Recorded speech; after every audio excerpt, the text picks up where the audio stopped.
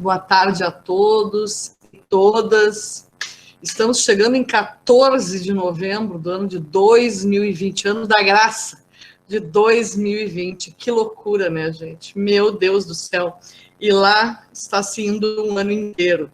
E aí eu fico lembrando das nossas reuniões, começamos lá em junho, né?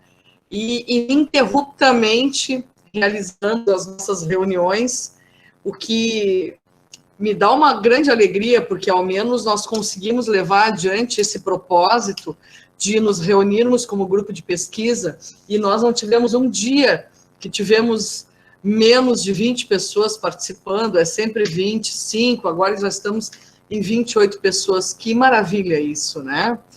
E quero então começar dando essa boa tarde, assim, com muito carinho para vocês, agradecendo muito a presença de vocês aqui e dizer que é uma satisfação estar com vocês neste momento, trabalhando, compartilhando os nossos trabalhos e, principalmente, reiterando que o nosso propósito aqui é o crescimento de todos, é todos nós nos ajudarmos, todos nós podermos contribuir com o trabalho dos colegas, os colegas trabalhando e também contribuindo com o nosso trabalho.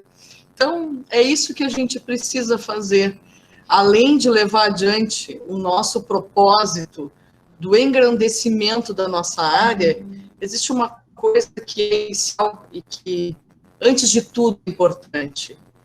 É nós conseguirmos sermos pessoas melhores nesse mundo e nos ajudarmos e principalmente sermos felizes, né? Então, com essa mensagem inicial, eu quero começar os trabalhos de hoje e dizer que a gente está com algumas ações muito interessantes e que até nos espanta a acolhida que temos tido, que são principalmente as nossas, então, reuniões que estamos tendo aqui no grupo de pesquisa, que são o ArtSeed, o Grupo e ArtSeed, né?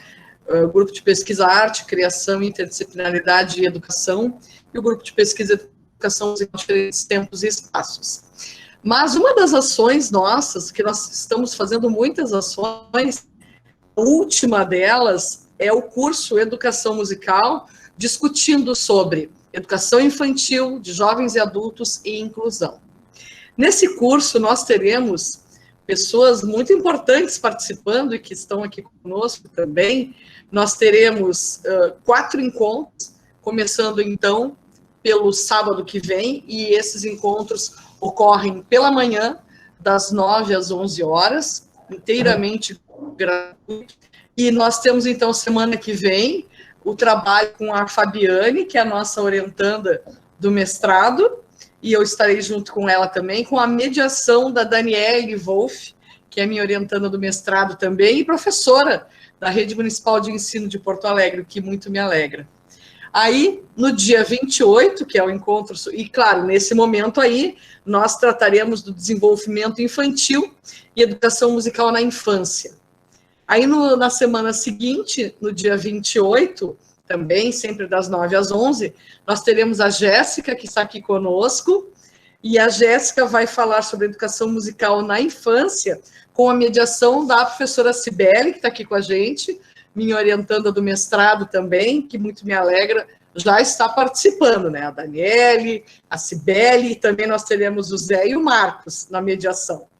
Aí, lá em 19 de dezembro, e que é o meu aniversário, vai ser interessante isso, nós teremos um outro encontro, que será, então, educação musical e, na verdade, educação musical e educação de jovens e adultos, com a professora Citamara Lopes Santana, que, inclusive, está de aniversário hoje, a professora Citamara.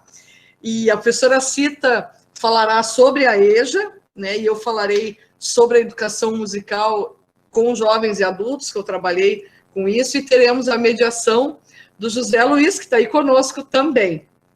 E, em final de janeiro, por último, mas não menos importante, com o nosso querido amigo, colega, integrante da especialização e dos nossos grupos de pesquisa, o professor Wilson Gribler, o Chinho, e o Chinho falará para nós sobre educação musical e inclusão.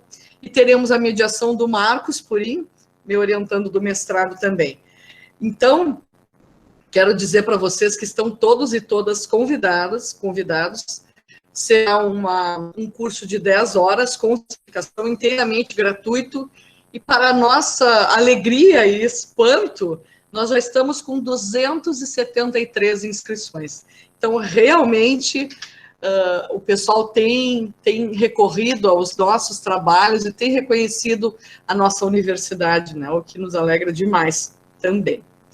Então, essa é uma das atrações que eu gostaria de comentar com vocês. Teremos também, oportunamente, segundo encontro dentro daquele nosso propósito das reuniões, dos trabalhos, então, de pesquisa e os escritos do Grupo em ArtSeed, que será, posteriormente, a gente vai estar lembrando isso no final de novembro. Teremos também saraus, que estamos organizando com muito carinho, os saraus da gente. Nós estamos organizando sempre sextas-feiras à noite e fica gravado lá, pronto no YouTube. Então, queremos que vocês estejam sempre conosco assim que for possível. Então, o nosso trabalho da tarde de hoje reunirá 3 apresentações de pesquisa que estão em andamento, né? São as pesquisas, então, de acadêmicos da literatura em música do Grupem, da UERGS, é a terceira parte. Então, finalizamos com as apresentações do Jorge Luiz Ferreira da Costa e do Pedro Schneider Scheffer, que estão aqui. Eles falam sobre os seus trabalhos, conclusão de curso, do curso de graduação em música, licenciatura da UERGS. Depois, a seguir, nós começamos, então, com a primeira parte das pesquisas de acadêmicos da especialização em educação musical, também do Grupem da UERGS, com o trabalho do Giacomo De Carli da Silva. Então, será esse o nosso trabalho, e antes, então, de já passar a palavra para o Jorge, eu gostaria de compartilhar com vocês aquele nosso momento que é tão importante, que é um momento de poesia, um momento de leitura, de reflexão, que é um alimento para a nossa alma também. Eu estou trazendo hoje aqui, tem uma imagem dela, que é uma imagem tão querida, da Cora Coralina, esta mulher que lá no final, não é no final da sua vida, mas com mais idade, ela começou a efetivamente mostrar as suas poesias. Ela era uma doceira que vivia em Goiás, na cidade de Goiânia. E ela tem muitos trabalhos, eu convido muito vocês a conhecê-los, porque são poesias belíssimas. E essa que eu trago para vocês, ela tem me acompanhado ao longo dos anos. Tem algumas poesias que eu seguidamente retomo a leitura e a reflexão. Essa é uma delas. E a Cora Coralina, nessa sua poesia Saber Viver, nos diz o seguinte: não sei se a vida é curta ou longa demais para nós, mas sei que nada do que vivemos tem sentido se não tocarmos o coração das pessoas. Muitas vezes, basta ser colo que acolhe, braço que envolve, palavra que conforta, silêncio que respeita, alegria que contagia, lágrima que corre, olhar que sacia, amor que promove. E isso não é coisa de outro mundo, é o que dá sentido à vida. É o que faz com que ela não seja nem curta, nem longa demais, mas que seja intensa, verdadeira e pura, enquanto durar. Então, com esta poesia da Cora Coralina, nós vamos começar, então, o nosso trabalho, e eu vou chamar o Jorge, para que a gente possa, então, compartilhar o trabalho dele. Eu vou só fechar aqui para não incomodar o Jorge. E aí a gente vai conseguir trabalhar. Muito bem. Estás pronto, Jorge, querido? Boa tarde, Cristina, tudo bem? Tudo. Jorge, só bota um pouquinho mais para baixo a tua tela, né? Isso. Para ver. Agora foi demais. Agora. Isso. Tá Tá conseguindo bom. me ver? Tá bem. Agora está bem. Então, o Olha, Jorge é nosso. Tá bem. Tá ouvindo direitinho? tô ouvindo. Então tá. Então o Jorge vai apresentar o trabalho dele, que está em andamento. Ele é nosso aluno, então, do curso de graduação em música, licenciatura da Universidade Estadual do Rio Grande do Sul. Contigo, meu anjo. Bom trabalho, tá? Mais ou menos uns 15, 20 minutos, tá bem? Tá ok. Quando Tá falou bom. preparado, a gente nunca tá, né? Eu tô todo meio na Ninguém- uma nuvem, Todo assim, sabe? perfeito. Mas não Mas, tem problema, vamos lá. mas a gente vai tentar passar o que eu pesquisei, uma coisa do que eu estou fazendo no meu trabalho, tá?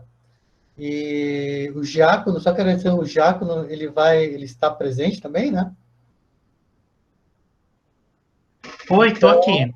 isso aí vai ter muito a ver contigo também, viu, diácono? Ah, tá. Ai, ai. Então tá, vou fechar aqui, vou tentar abrir então, né?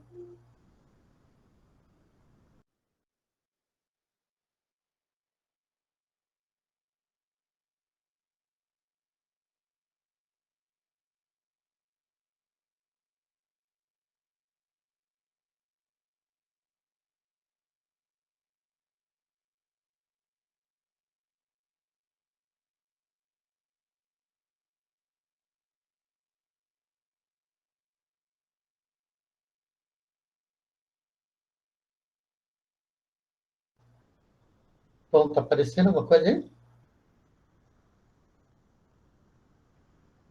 Tá ouvindo, Cristiano? Eu tô, mas eu acho que tu tá compartilhando a tua tela, meu anjo. Uhum. Tu tens que É que eu vi que eu vou... compartilhar, tu tem que Tem, fazer vou uma ter que janela, fazer. tá? Tá aparecendo alguma coisa para...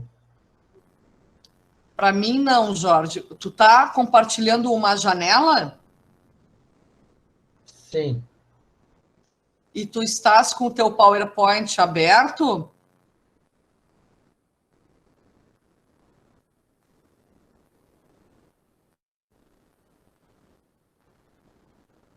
Hein, Jorge? Jorge, clica ali no teu PowerPoint que eu vi que tu ia clicar. Deixa que ele abre. Pode ser Giacomo, é verdade, querido. Opa, tá, tirou. Acho que o Jorge, será que caiu? Acho que ficou a apresentação dele, ele caiu, né? Não sei. Umas coisas estranhas que acontecem.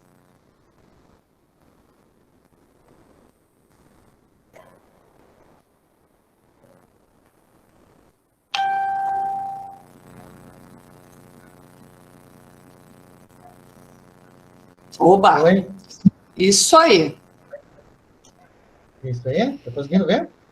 Sim, tu consegue clicar naquela partezinha para ele ficar maior agora, Jorge? Uma partezinha. Aquela de baixo ali no PowerPoint, querido.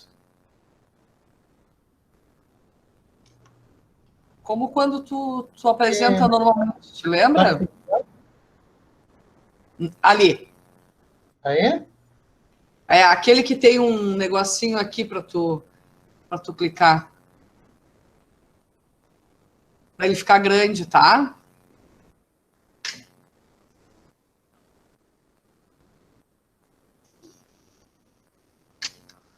Ali do lado dos 73% ali, tá vendo? Aí, isso. Clica aí, é isso, perfeito. Pode começar, querido.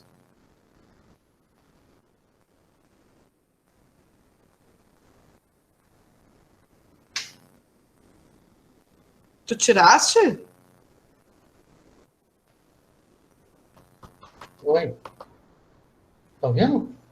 Agora, tá, ok. Pode Olha, começar, Jorge. a, a minha apresentação né? Tem a ver com a orquestra, tá? E o termo seria orquestra, está investigando, o termo que eu escrevi, investigando a orquestra jovem do Programa Integrado de Inclusão Social. Tá?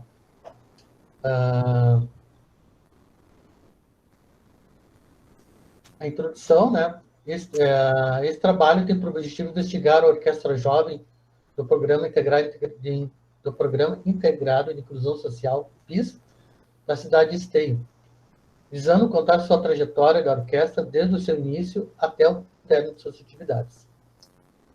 Então, essa é uma orquestra vinculada ao Programa Integrado de Inclusão Social, né, que era mantido pela Secretaria de Educação e financiado pela Petrobras. E que, que ao longo dos seus 8 anos de orquestra, seus 8 anos, né, teve seu início, depois teve com a mudança da prefeitura, teve seus términos, suas atividades. Questões, pesquisa, perceber e constatar o amadurecimento e a maduração dos integrantes da orquestra com o aprendizado e a performance musical. O objetivo geral, né, seria investigar a orquestra e seus participantes através de ensaios e apresentações. E observar essas apresentações junto à comunidade escolar e ao público em geral. Na revisão de literatura, né, para constatar o que foi o tema que debate esse tema de orquestra, né, eu fiz uma revisão de literatura, alguns artigos, né, publicados em revistas musicais, e encontrei cinco artigos que falam sobre o tema, que é Jolie, né, de 2011, Práticas Musicais Coletivas, né, que ela fala sobre que ela tem um olhar sobre a convivência de uma orquestra comunitária. E essa orquestra ela tinha várias idades escolares, várias idades, né, desde os 8, 10 anos até de 60, 70 anos. Então, ela analisa ali essa convivência dessa orquestra, né, de diferentes idades, e como esses entes, esses agentes que conviviam. Depois eu trago a Arantes, 2012, Jovens Musicando, né? A Constituição da Condição Juvenil, marcada pela aprendizagem das práticas musicais. Então, também fala ali sobre essa interação, essa convivência, né, juvenil, né?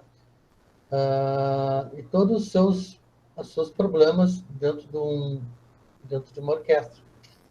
Então, ela fala, né, nesse momento ali que muitos deles tinham a questão dos sonhos, né, da família, da intervenção da família, da questão do mercado de trabalho, que eles tinham muitas vezes que abandonar, né, para poderem subsidiar a família, né?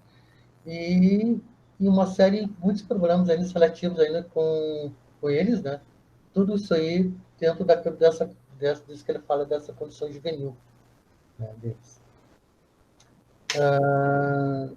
Depois eu trago a Dutra, a professora Cristina, né?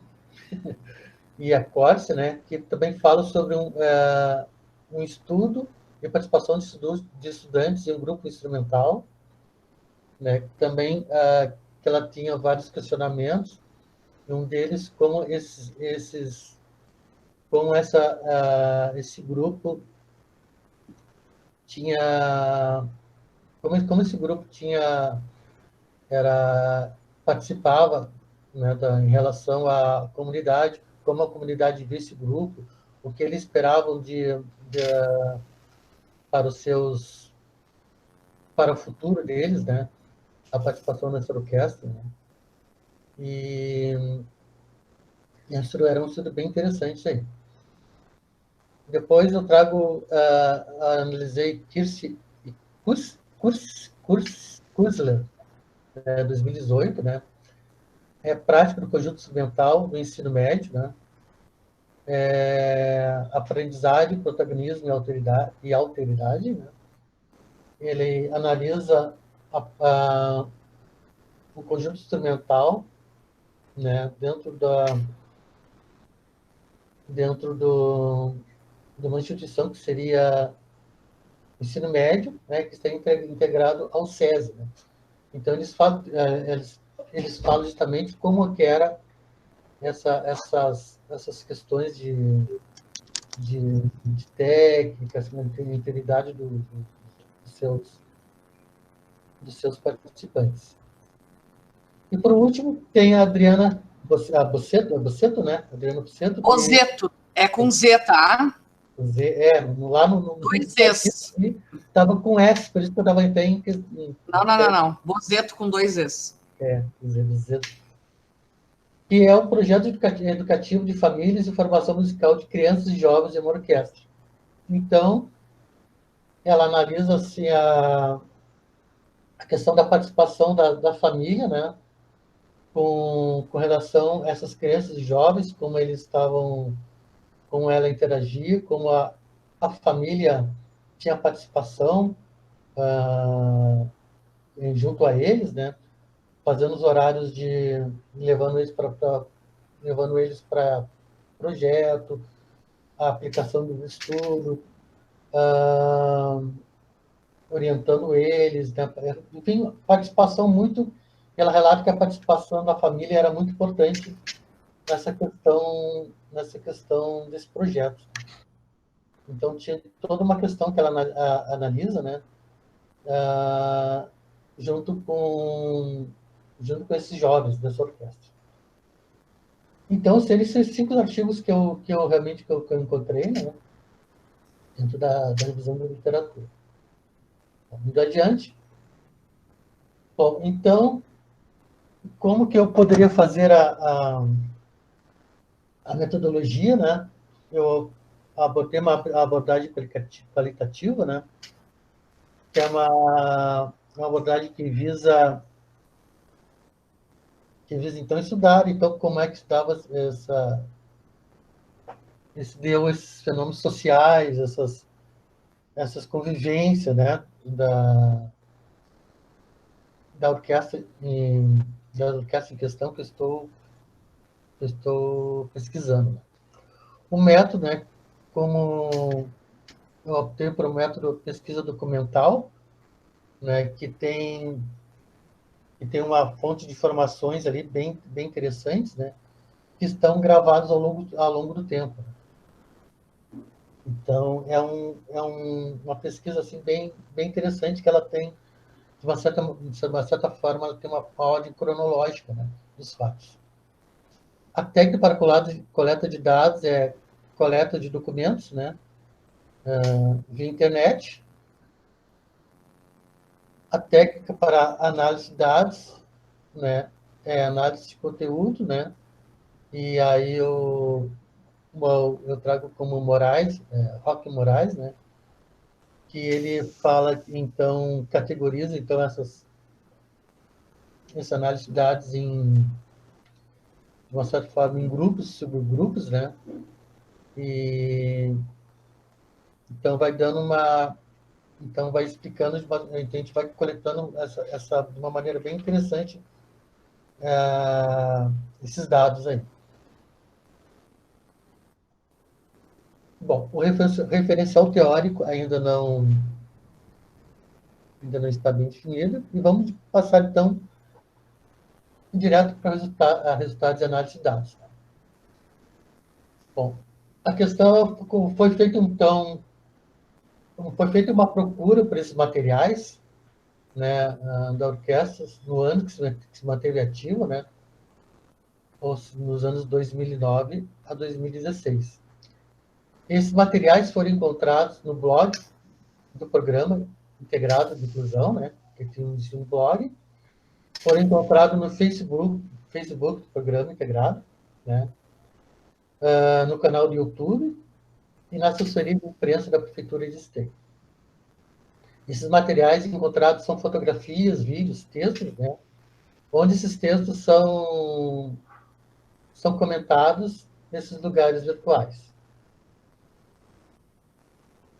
Após a coleta de dados dessa pesquisa, que objetivou coletar o maior número de documentos e informações possíveis sobre a Orquestra Jovem do Programa Integrado de Cidade Esteio, foi possível encontrar 203 materiais, né? Sendo que 182 fotos da orquestra, 15 vídeos e 6 comentários sobre a orquestra. Fazendo uma análise desse material, foi possível organizar esses materiais em fotografias, vídeos e comentários e categorizar todos eles em 4 categorias. Então, primeiro, a primeira categoria desse material foi ensaios da orquestra. Tá? O segundo foi interações da orquestra com o público e outros grupos. A terceiro foi apresentações da orquestra mirim. E o quarto grupo, apresentações da orquestra jovem. Então, na análise de dados,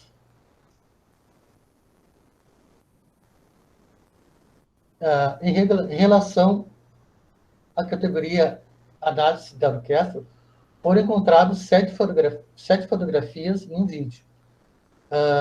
Nas fotos, participantes estavam já na sua formação de apresentação e, na maioria das vezes, no palco, talvez como uma forma de se familiarizar com o ambiente da apresentação. Então, eu trouxe uma foto desse ensaio, né?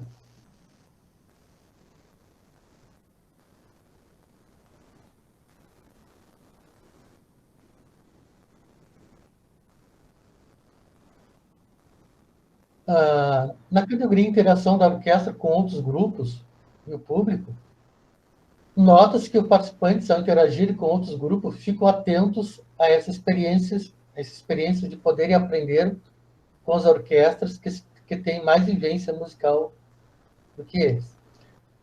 Então, essa orquestra ela fez algumas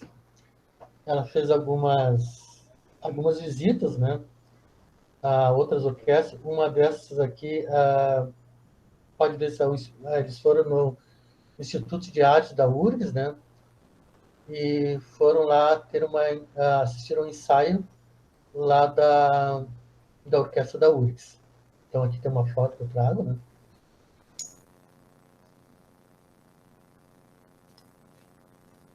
E depois também tiveram dentro do local da Casa de Cultura de Esteio também, que eu analisei umas fotos, eles tiveram um momento de interação com a orquestra da UBRA, né? Todos eles aí viram como é que era a preparação de uma apresentação de uma orquestra. E isso ainda está bem no início do processo da orquestra jovem, esse processo dessa interação. E nas interações com o público, né, que eu analisei, eu vi que dá para ver que eles tinham uma interação muito boa, né, querendo passar o que aprenderam para as pessoas. Então, para isso, tem algumas fotos que eles realmente dá claramente que vê uma interação entre eles e o público para com eles.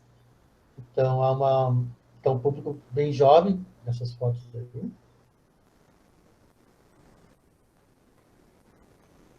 Bom,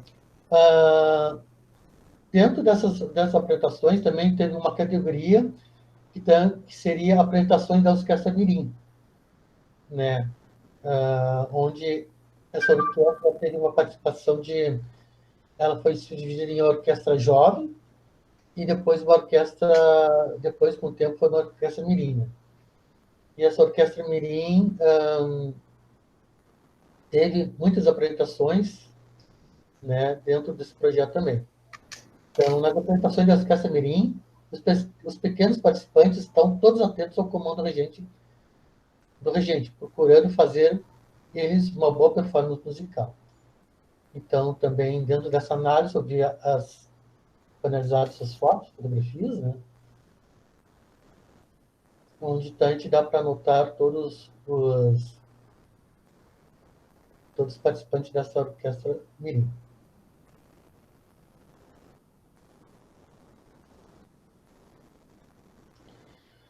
Bom, e na categoria orquestra jovem,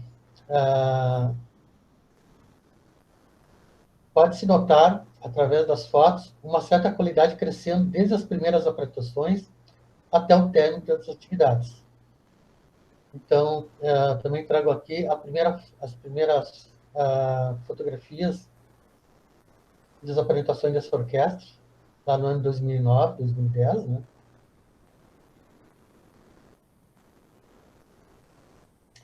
E podemos notar claramente nas fotos que as práticas musicais, na medida que o tempo vai passando, é perceptível aos olhos que está ocorrendo uma mudança física dos integrantes da orquestra. E que essa mudança está se refletindo nas músicas e apresentações que eles estão fazendo ao longo de sua trajetória.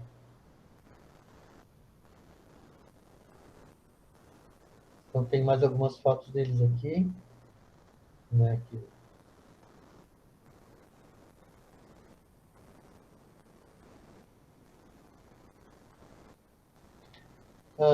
E essas mudanças têm o seu apogeu quando a orquestra passa por uma transformação de orquestra jovem para uma orquestra municipal, atingindo um nível de performance, qualidade, técnicas igual à grande orquestra do nosso estado.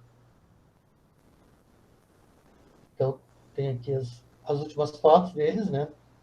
Quando o término das suas apresentações.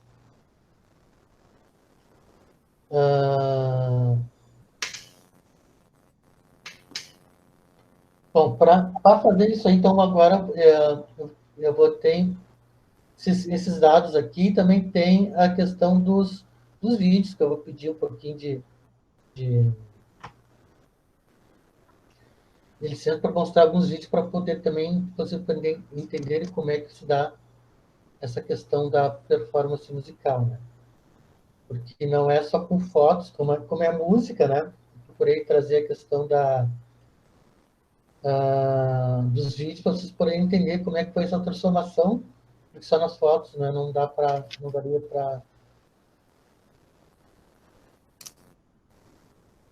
para ver isso aí. Bom.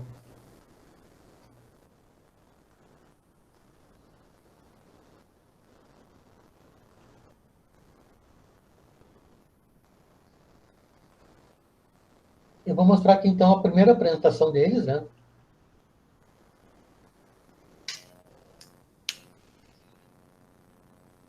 Mais uns 5 minutos, tá, Jorge? Acho que dá. Tá.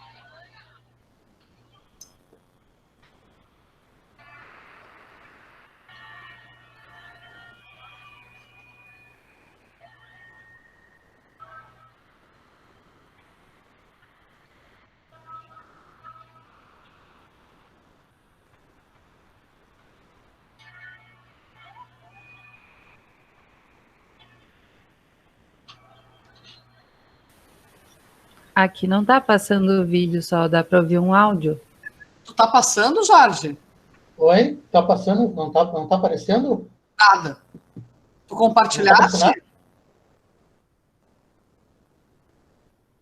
Hein, Jorge? Oi? Tu compartilhaste?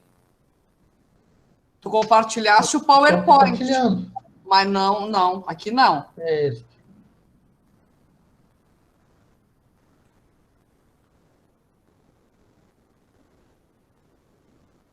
E o som estava bem fraquinho, eu acho, né, Fábio? É, porque eu acho que o som estava só para ele. Tá. Só um pouquinho que eu estou ajeitando aqui.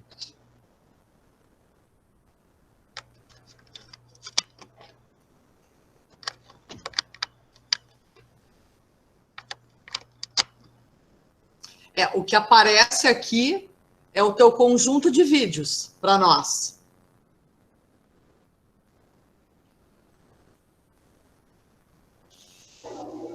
Está aparecendo agora? Não, é que tu tá compartilhando a tua tela antes de clicar no vídeo compartilhar.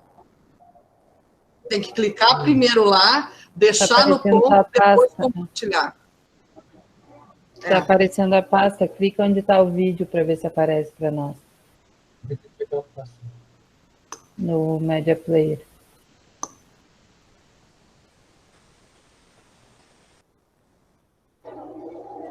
Não. Tira, para de compartilhar. Tá, Jorge? Primeiro, para com o compartilhamento lá embaixo. Antes de compartilhar, clica no vídeo, dá o play e dá o pause, e aí tu compartilha. Entendeu?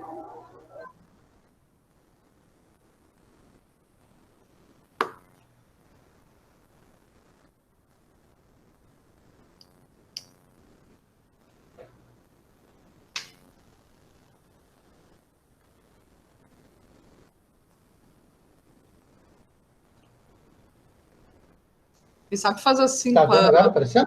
Não tá. Tá aparecendo? Não. Jorge, agora talvez.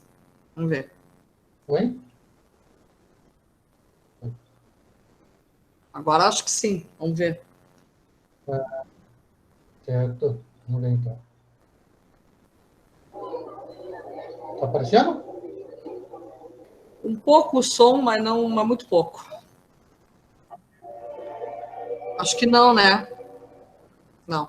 Faz assim, Jorge. Vamos fazer o seguinte agora, tá? A gente conversa um pouco sobre o teu trabalho, aí depois apresenta... Dá uma paradinha agora, Jorge. Tá?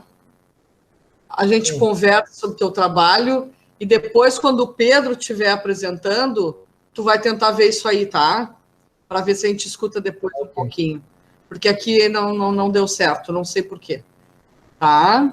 Muito bem. Parabéns pela tua apresentação, pelo trabalho. Já andou, depois que a gente conversou, que bom, Jorge. Fico bem feliz. Parabéns pela tua caminhada. Mas antes de eu conversar alguma coisa, eu quero abrir para o pessoal, acho que é bem importante o pessoal poder compartilhar, conversar, falar um pouco sobre o trabalho, contribuir, tá? Aberto, então.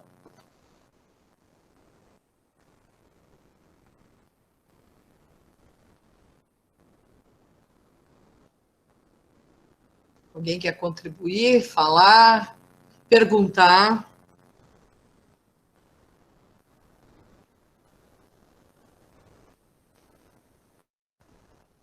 Tu pode abrir tua câmera, Jorge, tá?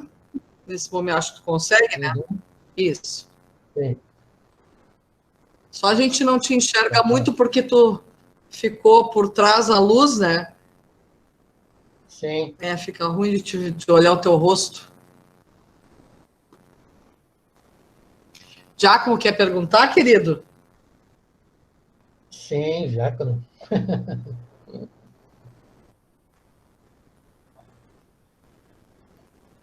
Giacomo participou da orquestra, né? Foi. Só para o pessoal entender. Sim, eu participei dessa orquestra de 2011 a 2013, e logo depois, assim, não durou muito tempo, ela cancelou-se, e e daí se escreveu um outro projeto, um dos professores que tinha naquela época escreveu um projeto e fez a Orquestra Municipal de Esteio, que nós temos hoje.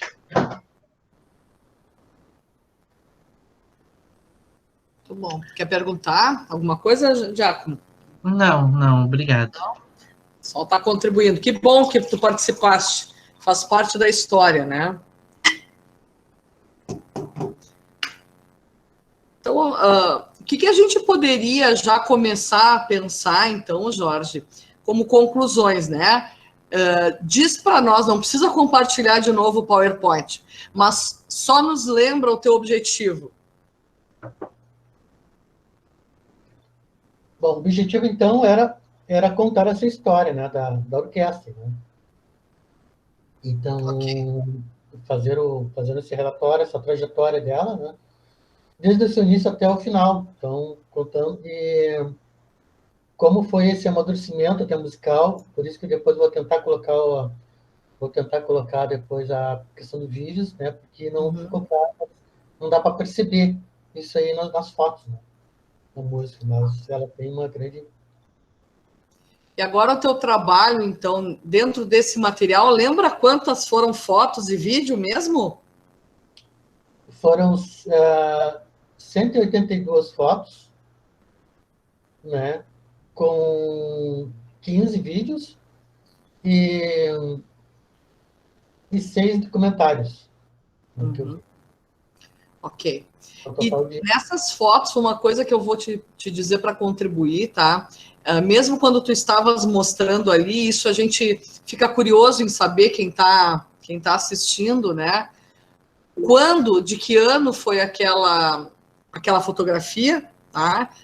Qual foi a apresentação, em que lugar aconteceu, porque ali eu vi, antes de tu dizer, depois tu falaste que era no Instituto de Artes, e aí é importante dizer, o nome é Auditorium Tasso Corrêa, né? É bem importante assim dizer direitinho aonde foi, que ano foi, quais outros grupos estavam participando também. Eu não sei se tinha ali Fundarte, me pareceu o seu Teatro da Fundarte ali. Não sei se estou certa. Tinha? Posso contribuir um pouquinho? Desculpa. Sim, deixa eu só perguntar isso aqui, Giacomo. Era ali na Fundarte, Jorge?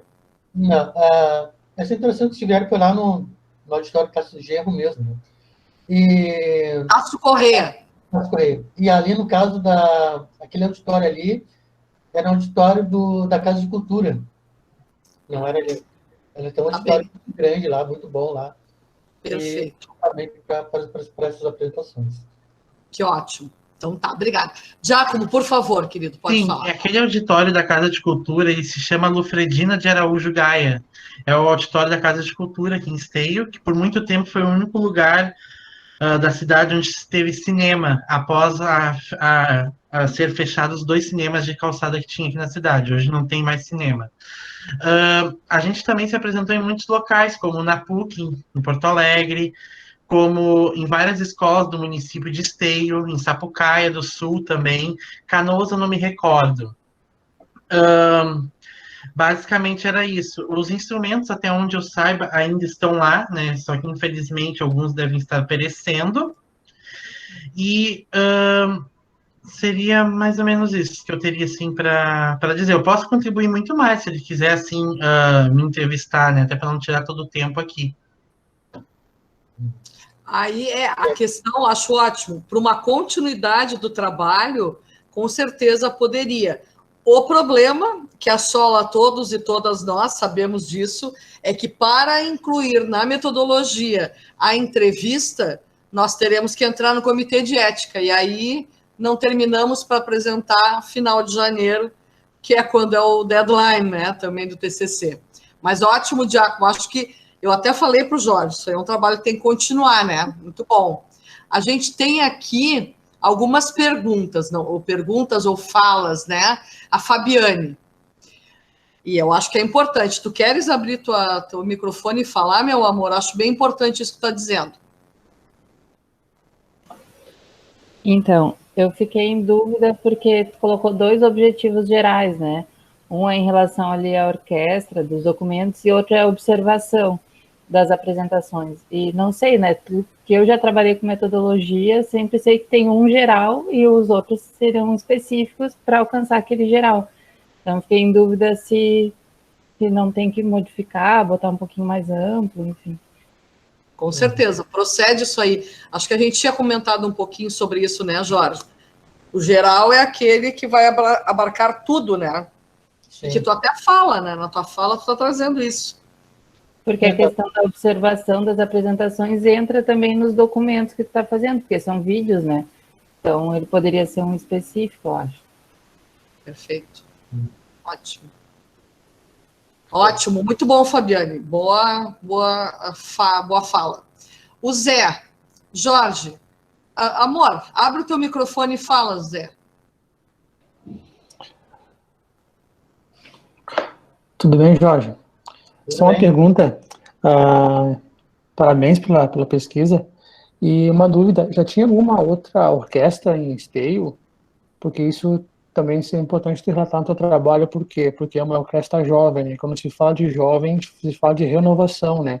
Então, acho que se tivesse, no caso, seria importante tu relatar isso também, até mesmo para deixar registrado no teu trabalho, como base, algo que está se renovando, até mesmo para futuras, como temos estudado com a professora em outras, na UERGS, algumas coisas de leis, assim, né, é importante também para ter base, para futuramente ter uma pesquisa tua sobre leis e implementação daquilo que pode acontecer a partir da tua pesquisa. Eu acho que isso é bem relevante, se caso tivesse alguma orquestra anteriormente a essa jovem, seria importante relatar, né, de continuidade desse projeto social, né? É aquilo que eu acho que eu posso contribuir para o teu trabalho. Excelente, Zé. Tu sabes de algo assim, Jorge? Não, é que assim, esse projeto justamente foi montado porque dentro do município, né, muitas vezes as pessoas tinham que se deslocar justamente para outros lugares, para ver uma orquestra, né, e tinha um vazio dentro da cidade, né, então foi feito essa orquestra justamente para as pessoas poderem terem contato com essa música mais instrumental, né. Não realmente não ficou, depois que terminou a gestão, né, foi cortado realmente extinguiu essa orquestra, né, e não restou outra orquestra do porte dessa com a mesma qualidade. O que eu tenho notado talvez seria uma questão talvez de algumas igrejas assim que tentam fazer alguma coisa, mas não no mesmo porte assim, né, da mesma abrangência dessa orquestra. Ok, eu vou deixar rapidinho, obrigada, Jorge, obrigada, Zé, excelente tua fala. Vou deixar bem rapidinho o Diácono tu falares, e aí depois a gente termina com a Bárbara e passamos adiante para o Pedro, tá? Diácono, por favor. Oi, a orquestra mesmo, em Esteio, nunca se teve antes da Orquestra Jovem em 2009. Mas antes se tinha muitos grupos instrumentais nas escolas e também em igrejas, inclusive grupos instrumentais infantis. Um grupo que muitos podem entrar e ver, inclusive o Jorge utilizar na coleta dos dados dele, que eu acho bem importante, é o Esteio Fotos Antigas do Facebook. Lá tem uma infinidade de imagens sobre a cidade de Esteio, que vai até o século XIX, bem como sobre grupos instrumentais das escolas, como corais, como as bandas escolares, e outras formas de grupos e manifestações musicais, apresentações de alunos nos clubes das cidades, né? Seria isso, então, eu queria te falar. Obrigado. Obrigada, Diácono, excelente contribuição. Uma contribuição, então, Jorge, tá? Bárbara, meu amor, tu podes falar, minha querida? Acho importante o que tu está trazendo. Oi, tudo bem? Tudo. Então, primeiramente, parabéns pelo trabalho, Jorge. Eu acho que é de super valia assim, o que tu está trazendo. É um tema muito importante, tanto para a história dessa orquestra, como também para a manifestação cultural. É um registro muito legal assim, da tua parte querer investigar isso. O que eu fiquei assim, um pouco confusa, talvez por estar realmente assim, no início da investigação, mas é qual, de fato, o teu ponto? Se tu vai traçar uma historiografia dessa orquestra, ou se tu vai também investigar o ensino de música que essa orquestra teve, né, com esses alunos que integraram a orquestra, ou se tu vai falar sobre as organizações de grupos musicais, como se dá esse ensino coletivo.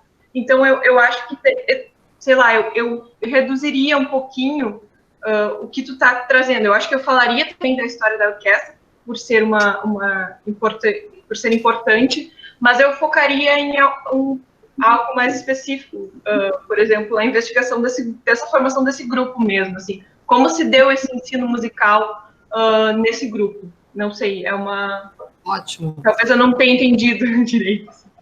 Eu acho que sim, eu acho que talvez até vá ao encontro que a Fabiane traz, né? Que é essa maior clareza, tanto no questionamento quanto no objetivo, né? Eu acho que é uma coisa para a gente rever, né, Jorge?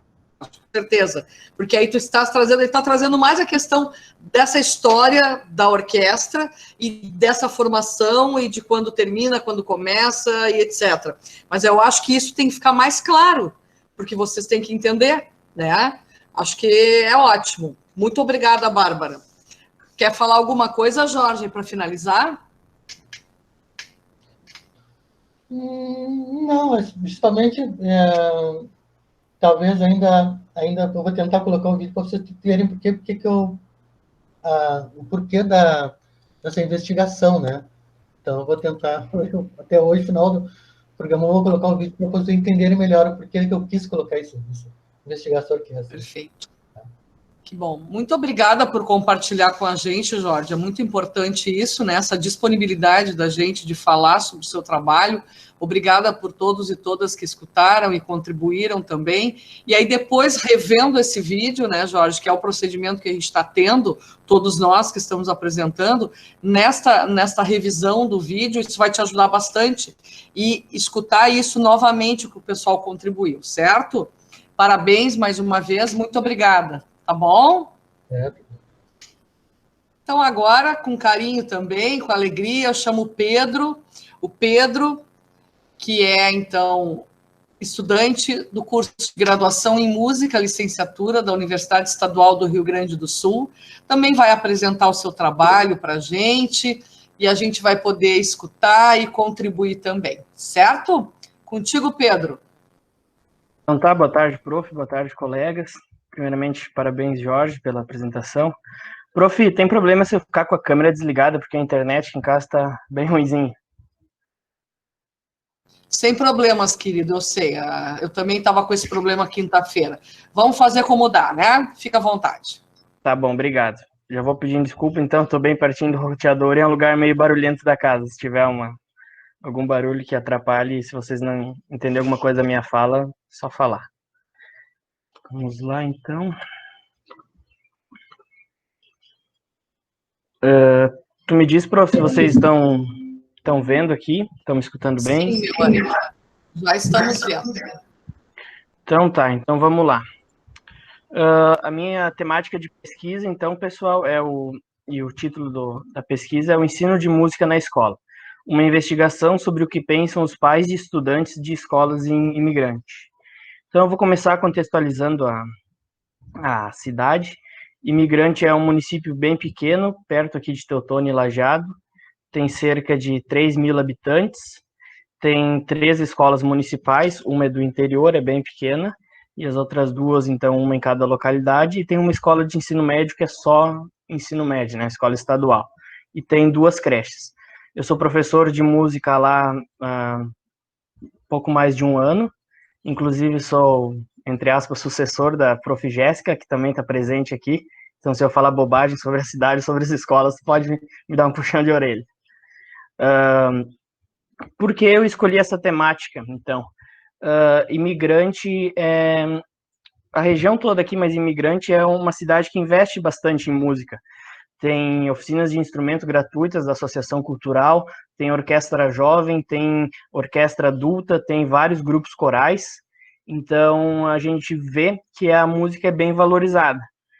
Porém, na escola, às vezes a gente tem o sentimento de que talvez falta um pouquinho de carinho com a música na escola. Tiveram alguns momentos, assim, durante a pandemia agora, que me deixaram um pouco triste, que foram quase como um gatilho para entender como as pessoas enxergam a música, então, na escola. Que a Prefeitura de Imigrante fez uma pesquisa sobre como os pais estavam achando as aulas à distância, né? E aí teve alguns pais que sugeriram, então, devido à falta de tempo de fazer as atividades, que a gente entende, né? Mas que tirassem as aulas de música, as aulas de artes, para deixar somente as aulas com os professores titulares, no caso, as aulas que, entre aspas, importam, né? Português, matemática. Então, esse também foi um motivo um gatilho para eu escolher essa temática de pesquisa, para entender realmente e investigar como as pessoas enxergam música e música na escola. E também é um momento bem oportuno, porque agora, durante a pandemia, lá em Imigrante, a gente está trabalhando da seguinte maneira: a cada 15 dias a gente envia as atividades para os alunos de forma impressa. Os pais vêm retirar e devolver na escola. Então, os pais estão tendo acesso a praticamente todo o procedimento de uma aula de música ou de uma atividade. Eles estão sabendo exatamente como a gente trabalha e quais os objetivos, tá? Então, essas foram as minhas motivações para escolher essa temática. Os meus questionamentos, então: qual a concepção de pais sobre o ensino de música na escola? Qual o entendimento desses pais sobre as funções da música na sociedade? E qual a importância atribuída pelos pais às apresentações musicais na escola? Os meus objetivos: o objetivo geral é investigar, então, como os pais veem a música na escola, e os específicos é analisar o que eles pensam sobre as funções da música na sociedade e investigar a importância atribuída pelos pais às apresentações musicais na escola. A minha temática de pesquisa ela se modificou um pouco a partir da revisão de literatura que eu escolhi a partir das leituras, porque a minha ideia inicial era investigar somente o que os pais entendiam de música na sala de aula, o que eles achavam que era trabalhado, o que se desenvolvia com os conteúdos e habilidades, e a partir das minhas leituras, da revisão de literatura, eu entendi que eu achei um pouco mais importante, que seria uma valia um pouco maior, eu trazer a questão da música em sociedade também, muito tendo por hipótese, entendendo que como as pessoas enxergam a música na sociedade está diretamente relacionado a como elas enxergam a música na escola, qual a função da música, por que ter aula de música, e a questão das apresentações musicais também estão diretamente relacionadas a isso, né? Porque também envolvem os pais, a sociedade e a música em sala de aula. Então, para mim, a revisão de literatura, até quando eu terminar de apresentar, eu quero sugestões dos colegas, porque eu não terminei de escrever ainda, selecionei alguns artigos, mas eu não estou totalmente satisfeito. Talvez vou retirar algum desses artigos ou acrescentar mais, então, se os colegas tiverem algumas sugestões. Eu pesquisei artigos e pesquisas na revista da ABEM, na revista da Ampom, mas não tenho nenhum, não trouxe hoje para apresentação nenhum da Ampom, porque eu não tive tempo de ler nenhum ainda. E eu tenho também alguns do Google Acadêmico, que foram sugestões de colegas e também de amigos. Bom, vamos lá. Eu separei os artigos, pesquisei assim, separando em categorias, falando de música na sociedade e música na escola. O primeiro artigo que eu trago, então, é da Júlia Rumes, que fala por que a importância do ensino de música na escola, então. Considerações sobre as funções da música na sociedade e na escola. O que ela traz nesse artigo, então? Ela traz reflexões acerca do conceito do Merriam, né, sobre as funções da música, e também ela traz considerações da Wanda Freire e do Swanik sobre o pensamento do Merriam e também sobre as suas visões sobre o ensino de música. E o segundo artigo que eu trago, então, que fala da preferência musical e classe social, foi uma pesquisa feita com alunos do ensino médio de Vitória, no Espírito Santo, que questionou os alunos sobre os seus gostos musicais e também sobre sua classe social e local de moradia, e teve por conclusão, então, que os bairros que os alunos moram e sua classe social é um fator determinante para a escolha para a preferência musical que os alunos expuseram. Agora, falando de música na sala de aula, tem esse artigo da Helena Lopes da Silva, que fala sobre a preferência musical, então, no espaço escolar. Ela fala da questão do preconceito, da questão do pertencimento de um grupo, né, porque na escola, isso, na sociedade em geral, mas na escola, no ensino médio, no ensino fundamental, a questão de tu pertencer a um grupo, tu ser aceito, também influencia na questão do gosto musical, e ela fala também da questão da propriedade para falar, que muitas vezes os alunos somente escutam, somente eles não expõem seu gosto real porque acham que não tem propriedade, não conhecem os termos técnicos, e muitas vezes eles somente aceitam que a maioria ou o grupo que eles querem estar inseridos, eles falam. Tem esse artigo da Nilceia Protásio Campos, que ele é de 2005, ele é um pouco antigo, e ele fala sobre os efeitos do espetáculo nas práticas musicais escolares. ela fala da influência da televisão e do rádio, que não são, assim, temas talvez tão atuais, né, mas que exerciam uma influência grande na questão das apresentações musicais na escola, né, que influenciavam na visão da sociedade da música como produto, e que isso refletia na pressão por apresentações musicais, e inclusive na forma com que as apresentações musicais se desenvolviam, né, falando um pouco da questão da imitação. Hoje em dia, talvez a TV e o rádio não tenham uma influência tão grande, né, como em 2005, mas antigamente elas eram as mídias sociais. Hoje em dia, com YouTube, Netflix, também dá para fazer uma ligação, então, entre esse artigo e a influência das mídias na visão da sociedade sobre música.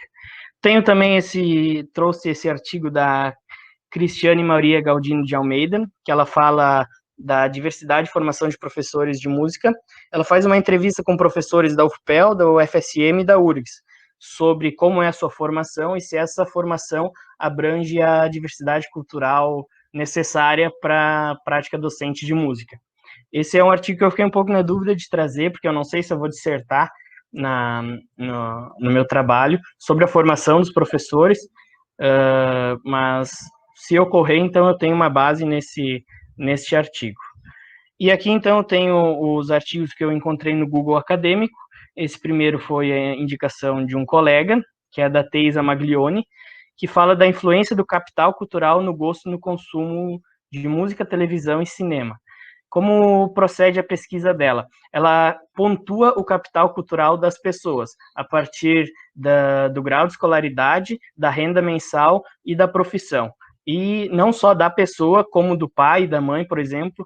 A partir disso, ela dá uma pontuação do capital cultural das pessoas. E a partir dessa pontuação, ela questiona se as pessoas têm acesso à cultura, acesso à música e quais os gostos musicais.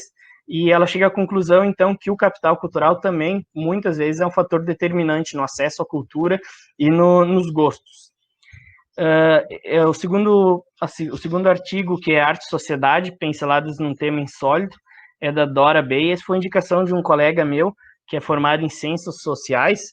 Esse é um artigo que traz reflexões sobre como alguns pensadores falam sobre arte e sociedade.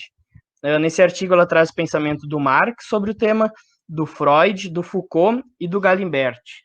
Então, são nomes bem fortes na questão social, né? E achei pertinente trazer como revisão de literatura. E uma outra indicação de colega, então, foi o artigo do Felipe Trota, que é sobre música e mercado, a força das classificações. E nesse artigo ele faz uma retomada histórica da comercialização da música, fala também sobre a classificação e hierarquia, né? Trazendo também a questão da indústria cultural, da força das mídias. Então, também é um tema, talvez, o artigo é um pouco antigo, mas é um tema bem atual. Então, seriam esses os meus artigos de revisão de literatura. Para a metodologia, eu acho importante pontuar que essa metodologia que eu tenho hoje, ela não foi a minha ideia inicial, mas acredito que muitos colegas passaram pela mesma situação de ter que dar um jeito de fugir do comitê de ética, né, devido ao nosso tempo hábil para fazer a pesquisa. A minha ideia inicial, então, era fazer um questionário online com os pais dos meus alunos de imigrante, que eu dou aula desde em algumas turmas da creche, mas a pesquisa iria abranger os alunos desde o Jardim A até o 4º ano, das 2 escolas. São 192 alunos. E eu tenho um grupo de WhatsApp de todas as turmas, então por ali eu enviaria esse questionário online para eles me responder. Mas dessa forma eu teria que entrar no comitê de ética. Então, o que a prof sugeriu, e a gente foi pincelando, os colegas também deram sugestões, ao invés de eu direcionar isso da minha pesquisa direto para os pais, e também achando ser uma pesquisa pertinente para a minha prática docente e para a visão da escola, pensando no futuro, de eu enviar a minha pesquisa como uma atividade minha de professor para os alunos. E a partir daí, então, fazer uma coleta de documentos pedagógicos. E foi assim que a gente delimitou a minha metodologia, então. Tendo a abordagem qualitativa, segundo Godoy, o método de pesquisa documental, e a técnica para a coleta de dados, a coleta de documentos, então, segundo Sá Silva, Almeida e Guindani. E análise de dados, então, seguindo as 5 etapas da análise de conteúdo do Moraes. Certo? Então, para o referencial teórico, conversando com a prof e com os colegas também, a gente delimitou três referenciais por enquanto. Por que eu digo por enquanto? Que foi uma sugestão da prof também, para que a gente não se prenda nesse referencial, que a gente também possa fazer o caminho inverso. Depois, então, de ter os materiais coletados e separados nas categorias, que a gente possa ler, reler e, se necessário, trazer mais alguns referenciais, né? Então, ao invés de ter o referencial primeiro e a coleta e análise depois, fazer o caminho inverso, que eu acredito que vai acontecer comigo, porque tem vários lugares para onde eu possa ir e que talvez eu vou precisar de um embasamento um pouco mais profundo do que os 3 referenciais escolhidos até agora, que são as funções da música, do Merriam, que ele tem o livro The Anthropology of Music, que é de 1964. Vou trazer como referencial também o Capital Cultural, de Bourdieu, especificamente um capítulo de um livro, que o capítulo se chama Os 3 Estados do Capital Cultural, que é de 79, e vou trazer também como referencial o artigo da professora doutora Jusamara Souza, Educação Musical e Práticas Sociais. Agora eu trago para vocês o questionário, então, que eu enviei para os meus alunos como atividade da escola e que eu vou coletar para utilizar na pesquisa. Foram 15 perguntas, aqui eu tirei um print de como eu enviei, então, para a escola, que vai ser enviado para as famílias. Essa é a folha do 4º ano, mas desde o jardim até o 4º ano foi a mesma folha. Eu vou ler as perguntas, então, tentar ser breve. Primeira pergunta, então, qual o gênero musical favorito da família? Eu pedi para um dos pais ou responsáveis responder. E podia responder da forma que achasse adequado, não necessariamente só uma resposta.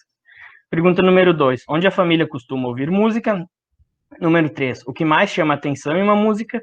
4, qual sua ocupação e emprego? Tem algumas perguntas igual essa, que não são totalmente direcionadas à música. Então, segundo a sugestão de alguns colegas, e conversando com a prof, a gente optou por deixar elas espalhadas dentro desse questionário, por se tratar de uma atividade escolar, para talvez não causar um estranhamento. Bom, estou respondendo uma pesquisa sobre música, e daí aqui tem 4 perguntas sobre a minha vida particular, trabalho, renda. Então, só para não causar esse estranhamento, a gente optou por organizar dessa maneira. Então, pergunta número 4, qual sua ocupação e emprego? Número 5, para que a família costuma escutar música? Número 6, para vocês, qual a principal função da música? 7, qual a renda mensal da família? 8, no seu entender, a música deve estar na escola? 9, caso entenda que a música deve estar na escola, de que modo isso deve ocorrer? 10, no seu entender, qual a formação necessária para quem trabalha com música na escola? Pergunta número 11, qual o seu grau de escolaridade? E a pergunta número 12, em sua opinião, o que é mais importante estudar em uma aula de música? Então, essa pergunta ela é um pouco diferente das outras, que são só de marcar. Nessa pergunta, o pai, o responsável, tem que botar de 1 até 6 o grau de importância, sendo que 1 é muito importante e 6 é com pouca importância, dentro dessas opções ali. E a pergunta número 13 também é um pouco diferente das demais, porque é uma pergunta dissertativa. Então, se os pais acharem que tem mais algum conteúdo que é importante trabalhar em música, eles podem escrever ali na questão número 13. A questão número 14, então, em relação às apresentações musicais na escola, você considera que são importantes, não são e não tem opinião a respeito? E a pergunta número 15, se você considera que as apresentações musicais na escola são importantes, isso se deve ao fato de que elas desenvolvem o aluno musicalmente, mostram à comunidade os resultados das aulas de música, contribuem com eventos escolares, fortalecendo culturas, ou outra alternativa. Então, esse foi o material enviado para os alunos que eu vou coletar, desculpem, para fazer a pesquisa. E seria isso a minha proposta de pesquisa para hoje. Estou aberto a críticas, sugestões, e já vou logo dizendo que o que mais me preocupa, então, seria a questão de, mesmo mudando a minha metodologia, que talvez ela ainda possa ter que entrar no comitê de ética. Então, eu e a prof, os colegas, achamos que não, mas Se alguém tiver uma opinião que diverge, por favor. Excelente, Pedro. Muito obrigada pela tua apresentação, muito clara, trazendo os objetivos, trazendo essa contextualização, né, essa tua construção do objeto de pesquisa a partir das leituras, bem importante mesmo. Eu vou abrir, então, que eu penso que seja bem importante as contribuições, quem quiser fazer alguma pergunta, comentar, pode abrir o microfone aí, para a gente poder escutar. Oi, Jéssica. Oi, eu não posso deixar de falar. Porque, bom, o Pedro já está fazendo um trabalho bem legal lá, né? Eu trabalhava com essas turmas, então, também, antes do Pedro, então o Pedro assumiu. E admiro muito o trabalho do Pedro, que ele tem feito lá. Igualmente. E eu acho que, eu acho que tem uma questão, como eu até ia te trazer a questão da Josamara Souza, mas eu vi que tu trouxe. Mas eu acredito que tu colocou um artigo sobre formação de professores, né? Se tu coloca ou não.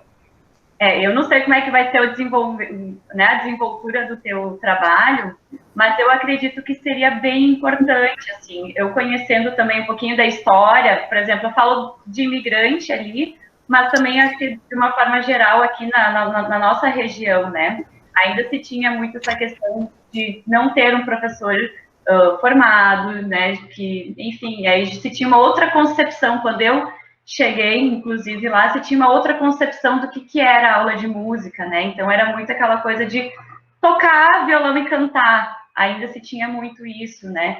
Então, eu acredito que nós, enquanto educadores musicais, temos também esse papel dentro da sociedade, né? Então, às vezes, a gente tem que bater de frente, ou tem que ir, não, nós vamos fazer assim, né? Então, acho que é uma construção que nós, educadores musicais, precisamos fazer, não só na escola, mas dentro da sociedade, né?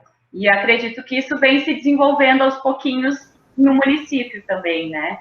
Então, acredito eu que daqui a pouco seria importante, né? Eu olho e vejo que tem um pouco de... Acho que faz diferença, né? Essa questão da conscientização dentro da sociedade, o nosso papel, assim, de mostrar o que é a educação musical. E até tem a questão da área do conhecimento, né? Acho que até dentro das suas perguntas, assim, porque a música, ela é uma área do conhecimento, né? Então, daqui a pouco podia se pensar algo também nesse sentido, até de colocar dentro das suas perguntas, né? E enfim, eu acho que é isso, e te parabenizar, acho que vai ser muito legal essa pesquisa, vai render muitos frutos. Legal, Jéssica. Muito obrigado, Jéssica. Eu concordo contigo. Eu pensei em talvez não colocar para eu não ter assim muitas variantes do meu tema, sabe? Para eu não me perder na pesquisa em geral, para abranger tanta coisa. Mas eu concordo totalmente com a tua opinião. Que bom. Parabéns. Muito obrigada, Jéssica, querida. A Fábio também. Ô, Pedro, eu acho que tu pode tirar o PowerPoint, tá? Não sei se tu queres usar novamente. E a Fabiana gostaria de falar, né, meu amor? Fabiana, já mudei teu nome. Fabiane. E eu que sou orientadora, tá bom, né?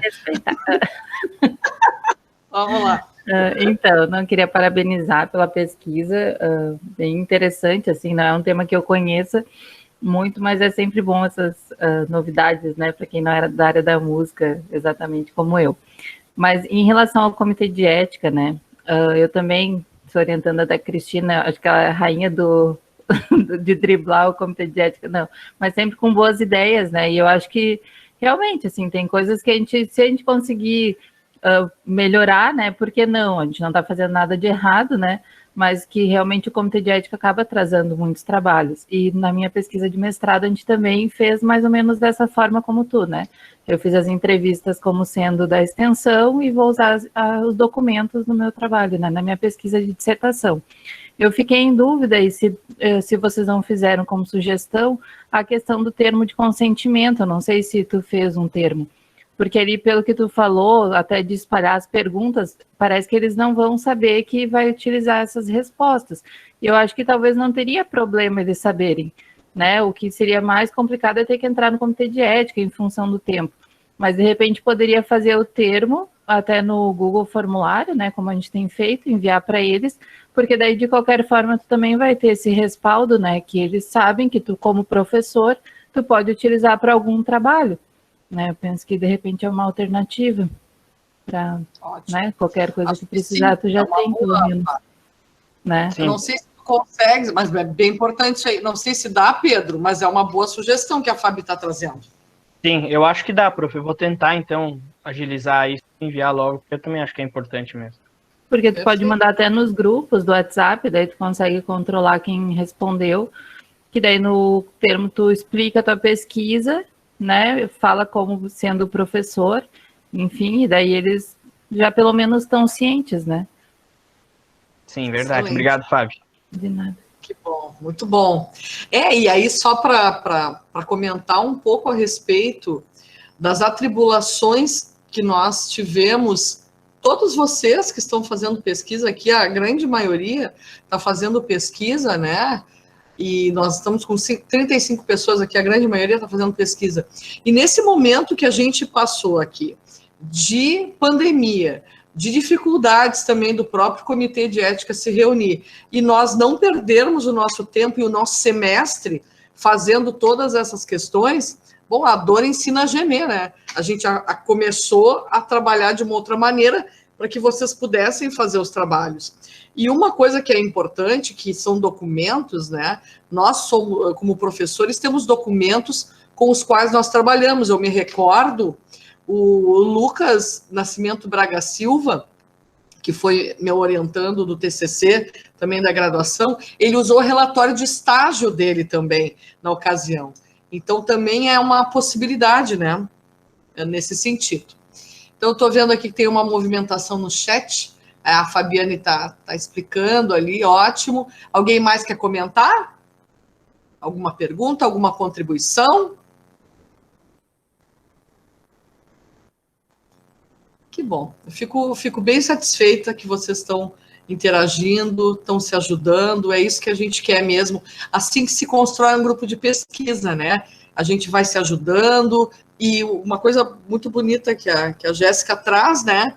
E que a gente, então, nós como professores de música, professoras de música, estamos também construindo a nossa área, e é importante que a gente esteja engajado também, né?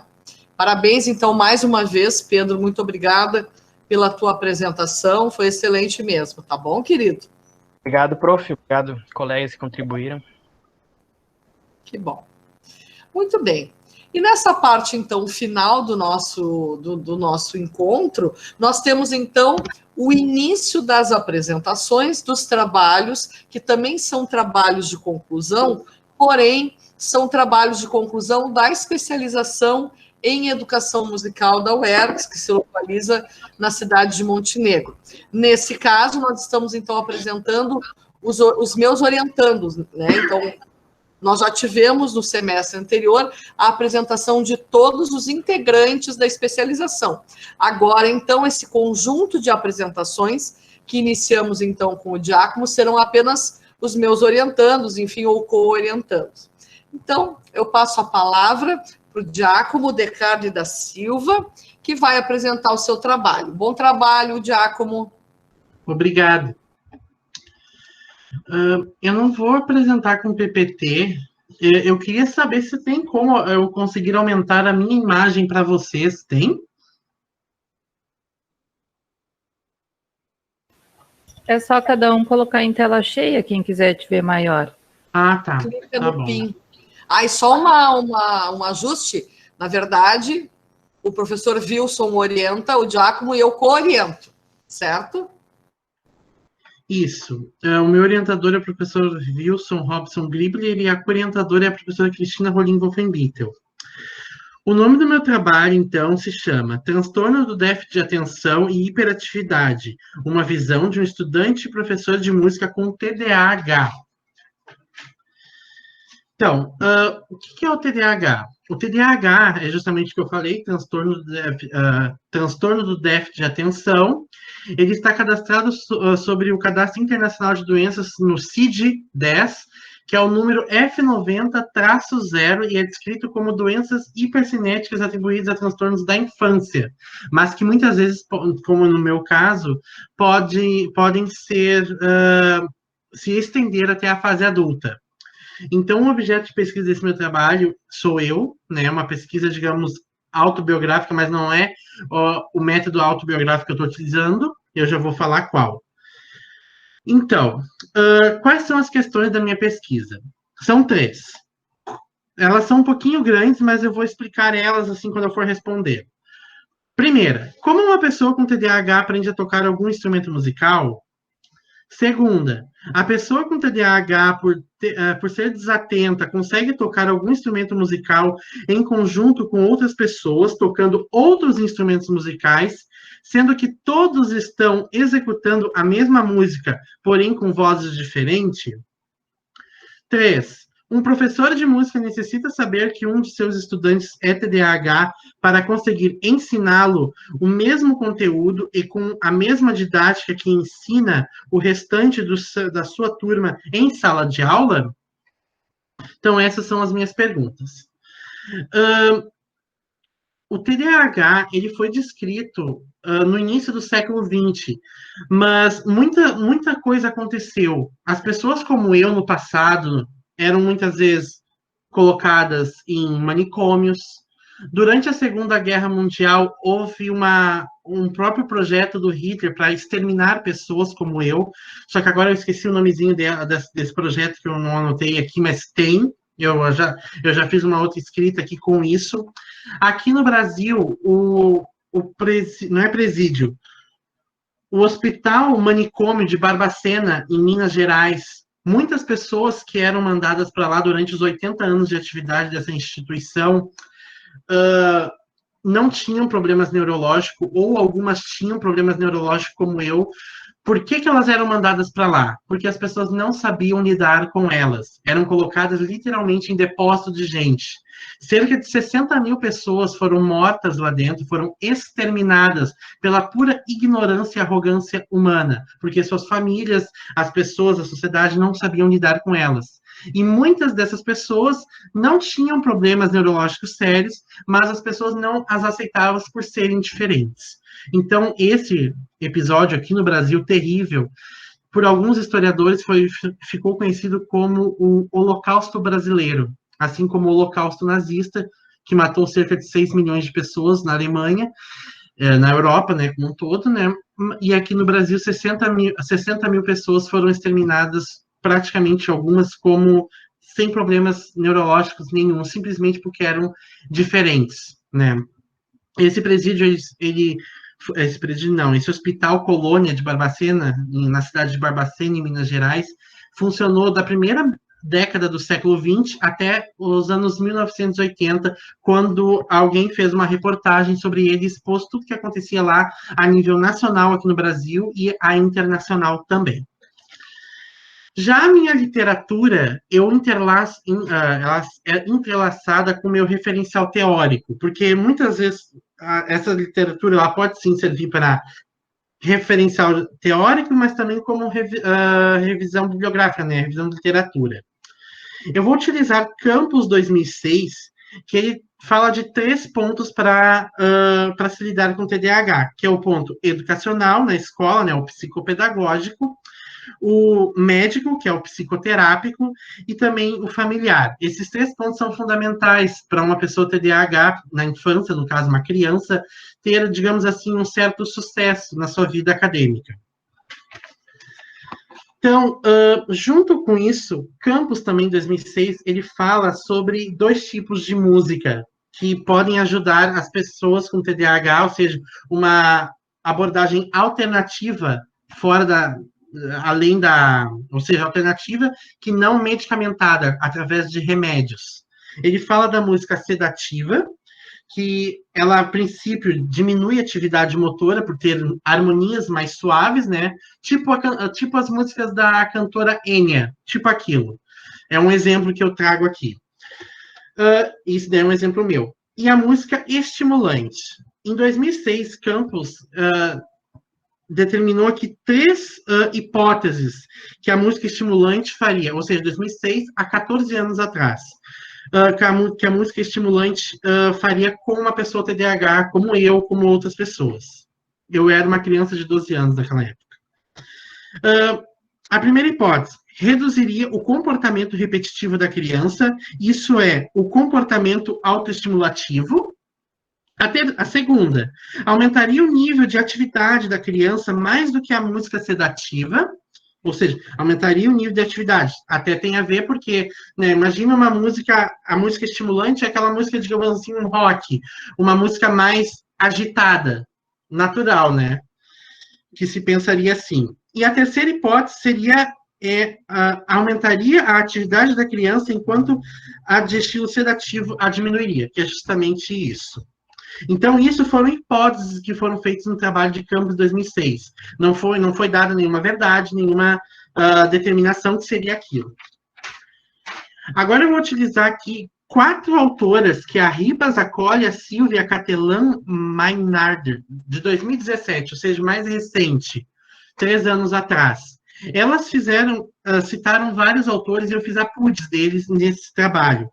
O que essas 4 autoras, elas falaram? Elas citaram Calimã e Rodrigues, 2014, e o que eles falaram? Justamente o que eu falei sobre o medicamento para tratar pessoas com TDAH, que no caso, por exemplo, foi a Ritalina, para mim, a fluoxetina, e Calimã e Rodrigues, 2014, disseram que o TDAH é a patologia mais medicalizada na atualidade, certo? Já eles citaram mais antigo ainda, a PUD Bang, de 1991. O que Bang, 1991, fala? A música é uma alternativa emergente, tratamento. Então, olha só, 1991, 2006, 2017. Em 1991, a música era uma alternativa emergente, ou seja, um tratamento alternativo para pessoas com TDAH, ou seja, não precisar utilizar medicamentos para tratar pessoas com TDAH. Em 2006, já estavam se criando hipóteses mais focadas. Em 2019, ela já estava mais aceita. Eu vou explicar aqui mais adiante, que eu vou explicar o porquê que ela estava mais aceita. E também Ribas, Colli, Silva e Catelan Maynard, 2017, elas falam o seguinte: as demandas escolares podem ser reduzidas entre os países que pesquisam as utilidades da música e a usam como forma de terapia no desenvolvimento educacional. Ou seja, a musicoterapia como forma de tratamento para pessoas com TDAH. Essas mesmas autoras, a PUD Mauro Musatti, 2012, o que esse autor fala, 2012? Ele fala sobre o que acontece em cada lado do cérebro em relação à música. O que a música ativa, o que cada lado do cérebro ativa em relação à música. Então, essas autoras, elas reduziram o que ele falaram, que está lá citado integralmente no meu trabalho, mas elas reduziram a seguinte: o hemisfério direito do cérebro, ele é responsável por identificar a altura das notas, o timbre dos instrumentos e a discriminação melódica, ou seja, reconhecer uma melodia. Já o hemisfério esquerdo é responsável pelos ritmos, pela identificação semântica de melodias e também pela sequência de notas, ou seja, aquela questão de memorizar uma partitura musical, coisa que no meu caso eu não consigo. Eu conseguia no início, só que atualmente eu não consigo mais. Eu consigo muito tocar poucas músicas de cor, mas muitas, e a maioria, somente com a partitura musical na minha frente. E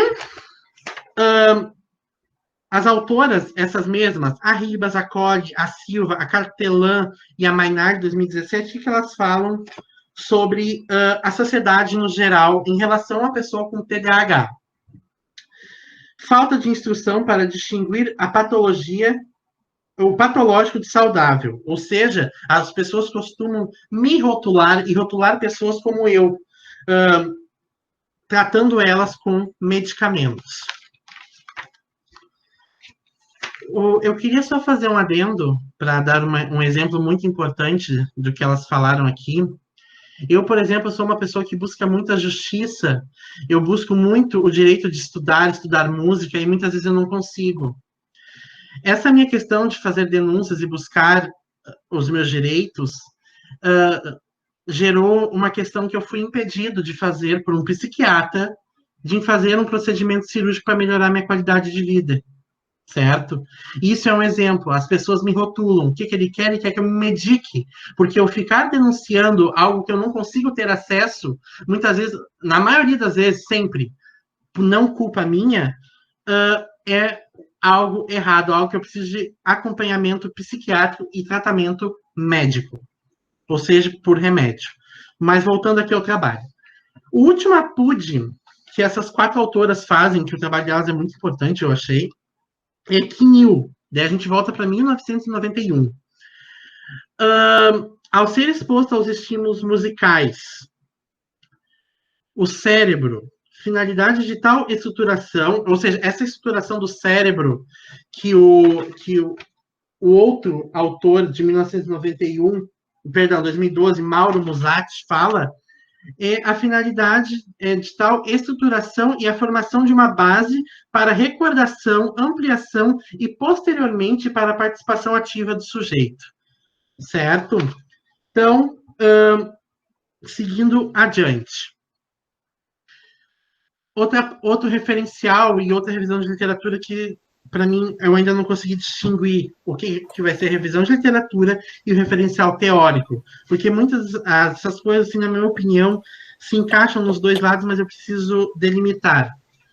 Pereira e Vasquez, 2016. O que eles falam é justamente isso. Esses autores aqui foi uma indicação do professor Wilson, que eu achei muito importante. Me mandou alguns, eu selecionei esse, porque os outros eu já tinha até olhado, mas esse eu achei muito importante. O que ele fala aqui? A musicoterapia, como forma de amenizar os sintomas da criança com TDAH. É um tratamento alternativo.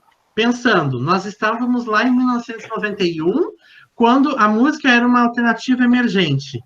Chegamos aqui 25 anos depois, 2016, já com uma certa afirmativa de que a música, sim, ela é um estimulante, uma coisa para melhorar a atividade física, motora, mental de uma criança com TDAH.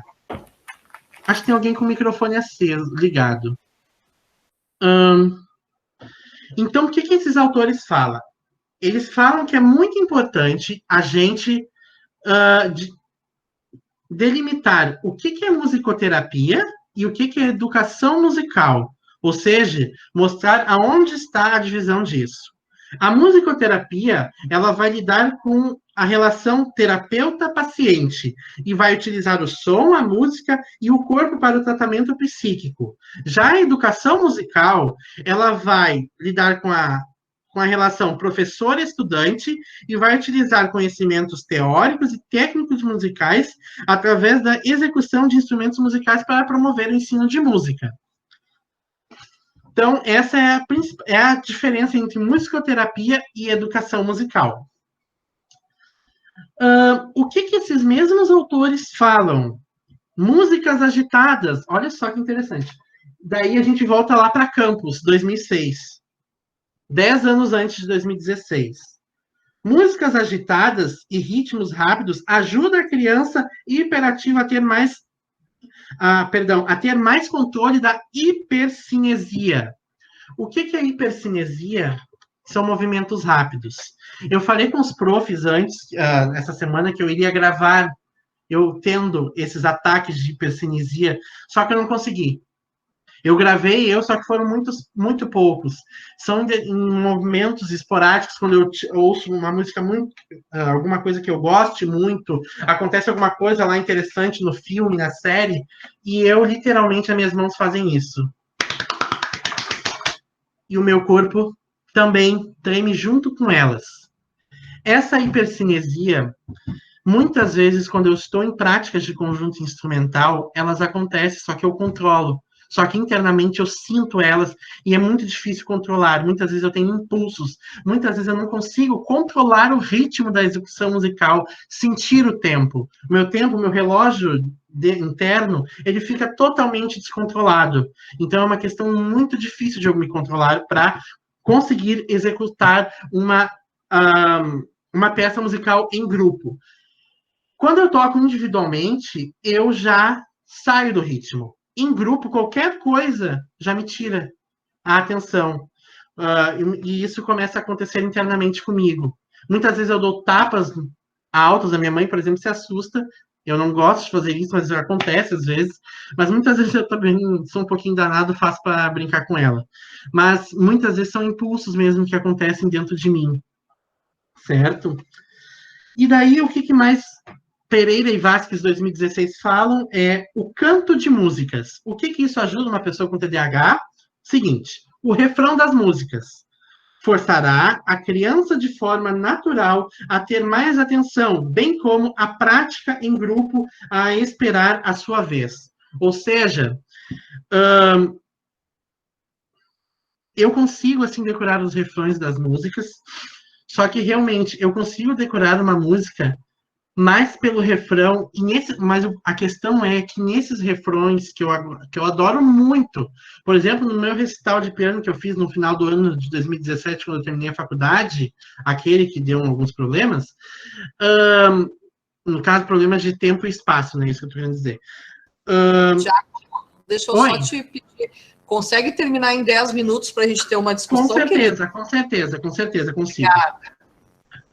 Aquelas músicas eu gostava e gosto muito. Em muitas ocasiões, eu estudando aquelas músicas, também no palco, eu tinha esses impulsos. Só que no palco, bem menos, porque o que mais me preocupava lá era o estado de pânico e nervosismo que eu estava diante de um público me assistindo. Porque eu fico nervoso, eu fico extremamente em pânico quando eu vou cantar ou tocar em público. Já falar em público, eu adoro, eu gosto. Então, aqui terminada a questão da metodologia e da revisão de literatura e referencial teórico, a metodologia eu vou explicar bem rápido aqui. Metodologia, abordagem qualitativa, de acordo com o Minai 2002, porque não vai se preocupar com coisas quantificáveis, ou seja, vai se preocupar com a qualidade do trabalho. A natureza, ela é básica, porque ela é uma pesquisa basicamente, literalmente, na minha opinião, inédita, com verdades contidas nos relatos meus, como professor e estudante de música. Aí eu utilizo para descrever a natureza básica, Gerhard Silveira, 2009. O objetivo é descrever a vida acadêmica minha vida acadêmica. E o método, obviamente, é a pesquisa descritiva, Gil 2002. O que ele fala? Que a pesquisa descritiva é descrever um evento, uma situação, ou seja, também entender o porquê que ela acontece. A análise de conteúdo, Roque Moraes, em 1999. Só que eu não vou utilizar as 5 etapas. As 5 etapas são preparação, unitarização, categorização, descrição e interpretação. Eu vou utilizar somente a preparação, que eu vou ler, né, eu já li no caso, né, a unitarização, aonde eu vou aproximar os meus relatos e ver aonde mais eles se encaixam dentro das perguntas que eu fiz para responder aquelas perguntas, e vou interpretar as minhas respostas. E, no caso, a interpretação, o último passo. As considerações finais, então. Eu espero que meu trabalho ajude a melhorar a compreender pessoas como eu, certo? E nessas considerações finais, antes de eu responder minhas perguntas agora, eu trouxe um outro autor que eu não tinha colocado no trabalho antes, no caso na literatura e no referencial teórico, que é Reis e Camargo, 2008, que eles fizeram uma PUD, né, Hallowell e Hartwig, 1994 e 1999. Isso é um apud dentro do Reis Camargo 2008. O que esses autores estrangeiros, se não me engano, eles são estrangeiros da década de 90, eles falaram que 1/3 das pessoas com TDAH no mundo, naquela época, né, a segunda metade da década de 90, a princípio, supera de fato o TDAH. Já 2/3 não supera. Eu, no caso, muito provavelmente eu vou morrer com TDAH. Meu pai vai morrer com TDAH. Ele já tem quase 70 anos e é muito nítido a questão do TDAH nele, a falta de atenção, porque o Campus 2006 fala que 3 características fazem parte do TDAH, que eu não falei antes. A desatenção, a hiperatividade e a impulsividade. Eu e meu pai, nós somos assim até hoje. Eu com 26 anos e ele com 66. Só que ele não teve tratamento na época de infância dele, adolescência, mas eu tive. Mas, no caso, eu provavelmente não superarei. Então, agora eu só queria responder as minhas 3 perguntas. Eu vou ler as respostas que são rápidas, tá? Deixa eu terminar aqui, achar aqui. Vou lá. Primeira pergunta. Como uma pessoa com TDAH aprende a tocar algum instrumento musical? No meu caso, inicialmente eu comecei... perdão. Eu não vou relatar aqui tudo o que aconteceu comigo nos meus aprendizados musicais. Quando o meu trabalho for publicado, eu gostaria, se vocês quisessem, é claro, né? Ler, porque é muita coisa, eu não gostaria de falar aqui, até porque para não tomar muito tempo. Então, a primeira pergunta, como uma pessoa com TDAH aprende a tocar algum instrumento musical? Resposta. No meu caso, inicialmente, eu comecei a aprender de forma normal. A professora me passava os exercícios e eu os fazia. Eu não sabia nada de notação musical, ritmo, andamento e harmonia. Quando eu cheguei a mais ou menos 1 ano de estudos técnicos ao piano, qual foi o primeiro instrumento musical que eu aprendi a tocar, eu não conseguia mais focar muito nos estudos passados por minha professora, a mim. Eu estudava o que ela me pedia, mas não muito. A partir desse ponto, como eu já entendia mais sobre como interpretar os sinais musicais, que é a notação musical, existentes em uma partitura, eu comecei a procurar as músicas que eu gostava de ouvir para aprender a tocá-las. Pessoalmente, para mim, até hoje, eu acho que esse foi o momento em que eu mais aprendi a tocar algum instrumento musical, pois além de estar tocando o que eu gostava muito, inclusive em público, eu estava tocando muitas músicas, músicas que eu gostava. Muitas das músicas que eu queria tocar eram muito difíceis para mim. Eu implorei tanto para a minha professora me ensinar e me orientar no estudo da Sonata ao Luar, primeiro movimento, de Ludwig van Beethoven, 1770-1827, que ela acabou me ensinando no 2º ano do estudo ao piano, que vamos pensar é uma coisa bem difícil naquela peça musical para o 2º ano. Ao final do ano, eu consegui apresentar todo esse movimento da obra de Beethoven, mesmo estando extremamente nervoso, no dia e na hora que eu me sentei ao piano, na frente de muitas pessoas, eu consegui tocá-la. Errei e travei, mas continuei com a ajuda de minha professora. Para mim, estudar música é como ler um livro. Se você estuda algo para si, que não seja para o profissional, algo que você realmente gosta, é muito mais prazeroso. Do contrário, se não é prazeroso, ou seja, algo que tu tenhas que tocar obrigado, como em muitas escolas de música e universidades, tocar um instrumento musical é um tédio e desgastante. Estou terminando aqui. Quando a minha mãe comprou para mim o livro do Harry Potter e a Ordem da Fênix, quando eu tinha 11 anos de idade, por mais que eu gostava dessa saga, no caso, os filmes, ler se tornou um sacrifício extremamente cansativo, pois eu sentia muito sono ao ler. Eu não gostava de ler e ainda hoje ler me causa cansaço e um certo sono de vez em quando. A pergunta 2. A pessoa com TDAH, por ser desatenta, consegue tocar algum instrumento musical em conjunto com outras pessoas tocando outros instrumentos musicais, sendo que todos estão executando a mesma música, porém com voz diferente? Isso aqui tem muito a ver com o que o Jorge apresentou. Eu tinha muita dificuldade de tocar na orquestra. Eu errava muito, porque eu tinha a voz da viola clássica para tocar na clave de dó, mas eu ficava ouvindo os outros e isso me distraía. Era difícil para mim focar dentro de um grande grupo. Sim, resposta, sim, consegue. Porém, às vezes precisamos de ajuda e compreensão sem que tenhamos que nos expor nós TDAH, ou seja, revelar que tenhamos o TDAH. Um professor de verdade consegue observar isso sem perguntar, humilhar e nos expor. Pergunta número 3, a última. Um professor de música necessita saber que um de seus estudantes é TDAH para conseguir ensiná-lo o mesmo conteúdo e com a mesma didática que ensina o restante de sua turma em sala de aula? Não, não precisa. Essa é a resposta. Não, não precisa. O que ele precisa é saber explicar com mais detalhes e mais vezes que o comum, explicado para os alunos ditos normais, sem problemas físicos e ou neurológicos. Então, eu espero que esse meu trabalho ele contribua e muito para o entendimento das pessoas que não são TDAH, que, na minha opinião, são todos vocês, eu não sei se vocês têm, inclusive os professores, porque eu nunca vou mudar, certo? Eu não vou mudar a forma que eu penso, que eu escrevo, que eu ajo, porque eu sei que isso é uma coisa minha, e somente eu posso falar isso para vocês, uma pessoa, assim, deficiente daquela patologia que está sendo investigada. Então, assim, eu penso que a pesquisa vai ser muito mais verdade do que uma pessoa que não tem o TDAH pesquise e queira falar sobre ela. Então, eu sou o Giacomo Decali da Silva, essa foi a minha pesquisa. Obrigado. Obrigada, Giacomo. Parabéns pela tua apresentação. Muito obrigada por compartilhar os teus dados e já a tua análise. Eu gostaria de abrir agora para o pessoal que quiser perguntar, sugerir, enfim, para o Giacomo. Estamos abertos aí.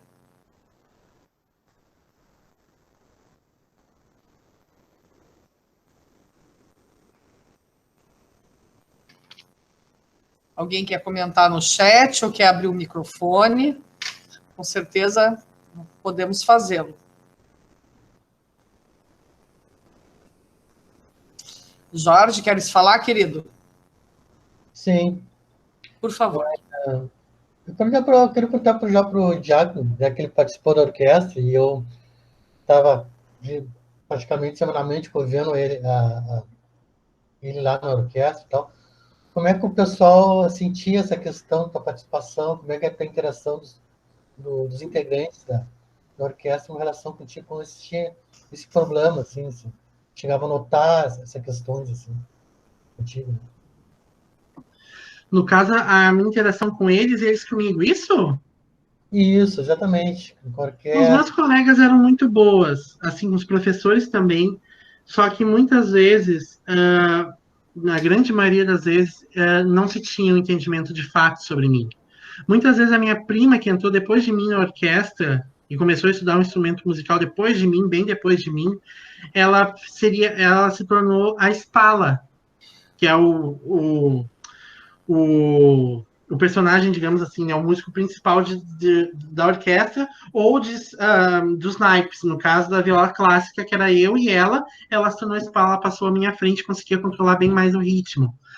Muitas vezes era a minha professora que ficava, porque eu não conseguia controlar, mas eu também entendi, assim, que quando a minha professora, ela também pedia para eu acompanhar algumas crianças bem mais jovens, né, eu tinha 17 anos, as crianças tinham no máximo, acho que uns 10, as outras, né, da Orquestra Mirim, para acompanhar algumas apresentações musicais.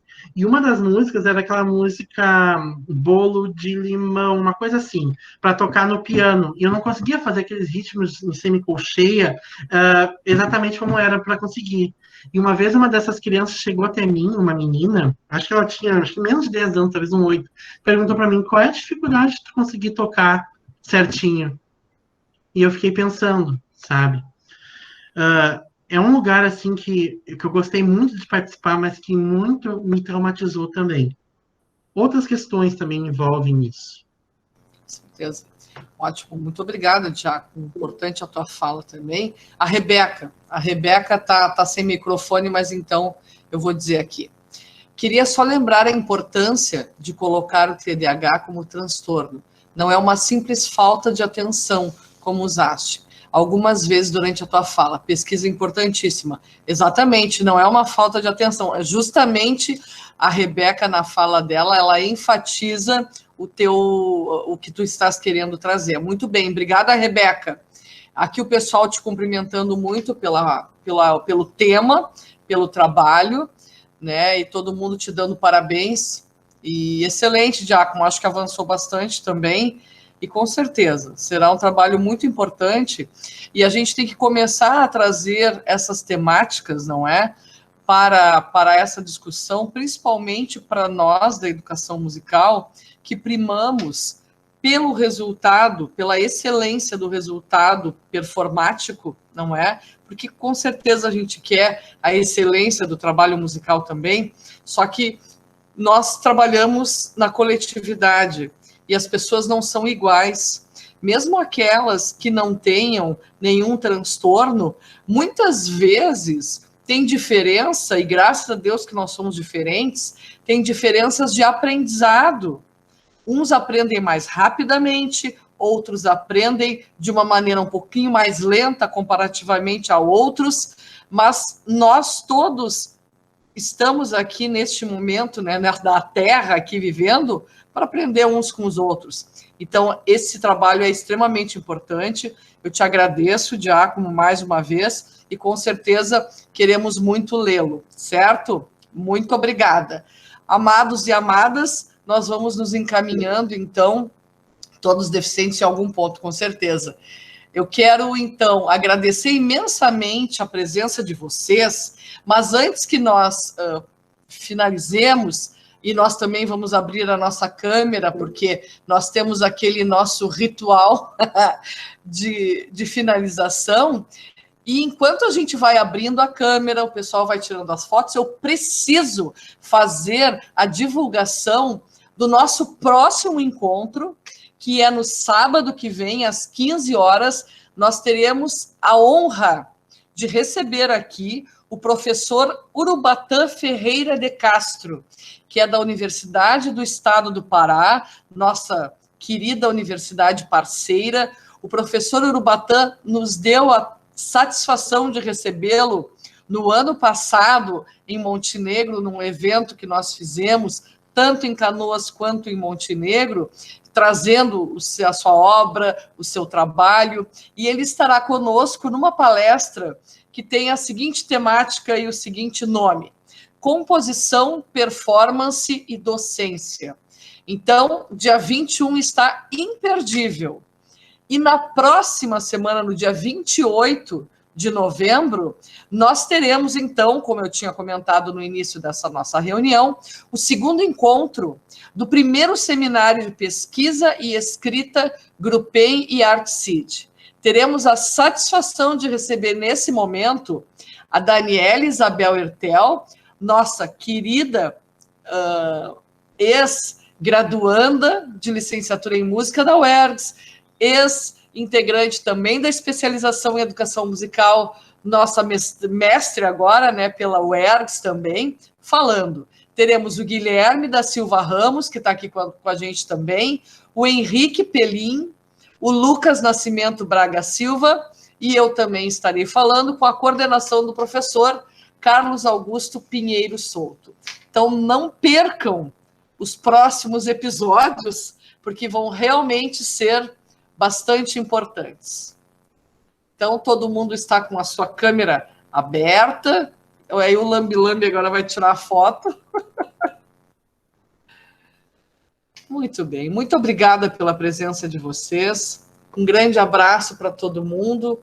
Quiçá possamos, em breve, estar nos abraçando, nos aglomerando, né? Nos beijando e distribuindo os vírus para tudo que é lado. Um beijo grande para vocês.